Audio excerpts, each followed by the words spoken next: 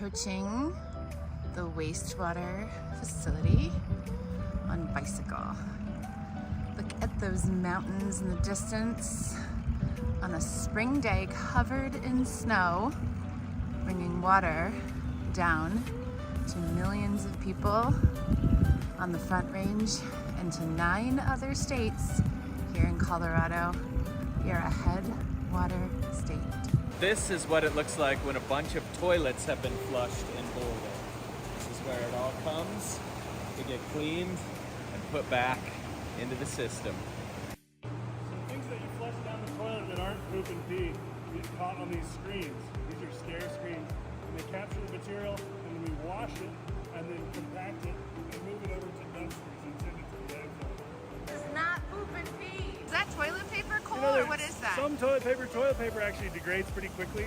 So a lot of that, what we saw is wipes, so-called flushable wipes that aren't actually flushable. They're actually in Colorado. You can look closely at the bag, the box of wipes, and it has a sticker or a designation, do not flush.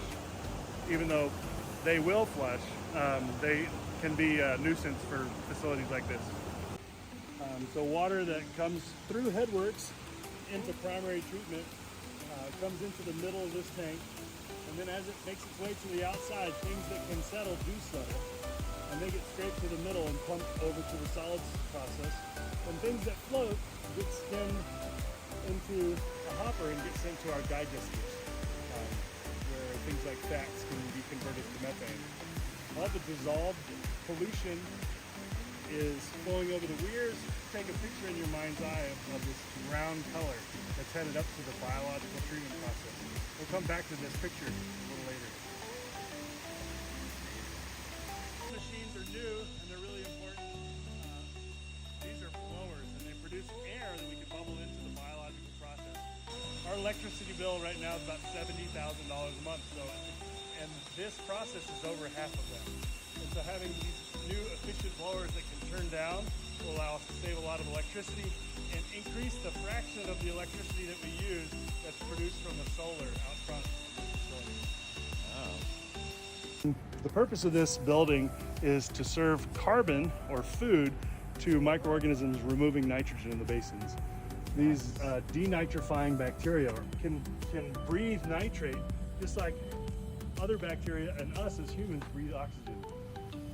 So basically they always have enough nitrate to breathe, but don't always have enough carbon to eat. And so we can inject this brewery waste or acetic acid, which is strong vinegar, into the wastewater to give them that food source, so they breathe the nitrogen and convert it to nitrogen gas and release it as bubbles into the atmosphere. I feel good about that because the atmosphere is already about 80% nitrogen depending on the altitude. Here we have a beautiful natural scenery. Our mountains where the water comes from, some ponds, some grazing animals, some birds, and then you look on this side and it is high science, nitrogen, bacteria, poop and pee. And there's a fence in between, but I love this metaphor of how the water's running beneath it, and it just shows us that all this is connected. There is no separation between that fresh water and the water that is used in our daily lives. So here we are at the aeration basins. We've got bubbles coming up through the wastewater, and the wastewater has a dark brown color because of all the bacteria that are floating around in there. Right now we're removing nitrogen in the bubbly part, converting ammonia to nitrate. And then the nitrate gets pumped to the front of the system where it's present with that carbon, that food source that we're talking about. But we're not magicians here. We just use bacteria that exist in the environment. We aerate it and speed up those processes. And some of the same processes that we're harnessing in our wastewater treatment process are the same processes that are going on with our friends over here, the longhorn steer, when they poop on the ground and it naturally decomposes into the earth. Something's broken down here, lowering the level in the basin. We're gonna make that fill it back up again. We're way higher up than I thought.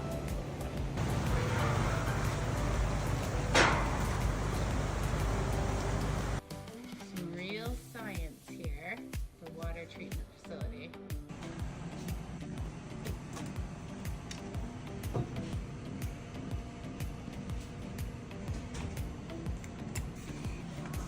Check out these friends.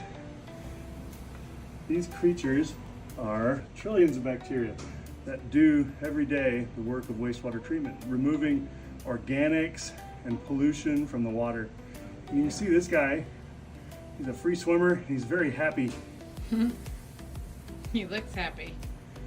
So we want to keep these bugs happy and avoid pouring things down the drain that are toxic, like paint or harsh chemicals. And in Boulder County, we have a place to take hazardous waste, people's waste, and make it your resource. So if you need a little bit of paint, or if you need a little bit of harsh chemical, maybe someone else had some in the bottom of their jar. Cool. What are some of these static blobs that we're seeing? Yeah, so these are called flocks, and they're made up of bacteria.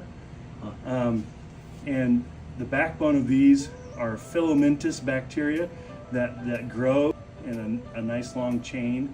But the biological flocks are affected by gravity, and so they bind together, these bacteria that are doing wastewater treatment, and then when they go into the secondary clarifier that we're going to watch, they settle to the bottom. And that way we can recycle the bacteria and let them continue doing their work. The ones that we can see swimming around are protozoa, so they're a lot bigger than bacteria.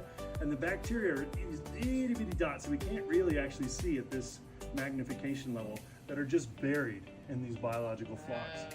As water circulates in and out of these little biological flocks, that's where the magic is happening with nitrogen removal and organics removal. So this is not water you would drink yet. This Oh, is no. water that is being still treated, and these bacteria are eating the things Yes. in there that will to take care of those things so that we can drink it later. Is that right? Exactly. So that when we put the water back into Boulder Creek, then people can be safe when they use it downstream for either drinking water or irrigation water. And eventually the water in Boulder Creek makes it to the Gulf of Mexico. So amazing. So amazing. To see how these little microscopic creatures are making our water safe and clean. Remember of the brown dissolved pollution coming off of the primary clarifier. Well, after the biological treatment process where all those bacteria and protozoa are cleaning the water, look how different this water looks. All that pollution is removed, consumed by the bacteria, settled out. All those solids that are produced are sent over to the anaerobic digesters, produce methane and make fertilizer. So this is the water that is gonna head, now that it's been all cleaned up, right over to Boulder Creek, which is right over there. Here we go, down along the trail. Let's go. Oh, there's a turtle right there. Enjoying the clean water, friend? I think he is, or she. Jeff, what did you just find so amazing about the wastewater treatment plant? I loved how we got to walk from dirty to clean and see each step of the process and the science that made it happen. And I love seeing this fresh water heading downstream to communities all along the way to the Gulf of Mexico, and know because of the work right over there that the water is usable all the way down here. You can hear the sounds of the animals, the birds. All of these creatures are drinking and using this water that just came out of that wastewater treatment facility. I loved our visit to the wastewater treatment facility. It shows me how deeply and intricately we are interconnected by the water that we drink. We're interconnected without even thinking about the water, but the water is like this example that shows all of it. And the bacteria and protozoa, mind-blowing to think that these same systems right here in nature that are keeping our water and soil clean and functioning are the ones that science has used to do that same thing for our running water in our homes. Do we have any Giardia in our water here in Boulder? We do, in fact. And it's more in wastewater impacted water.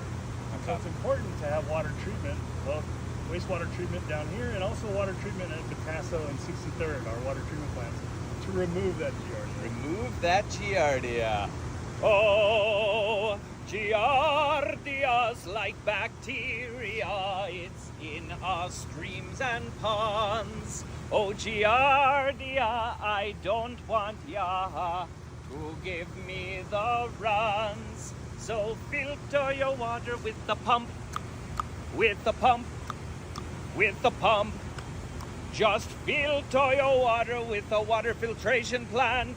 It will guard ya from Giardia.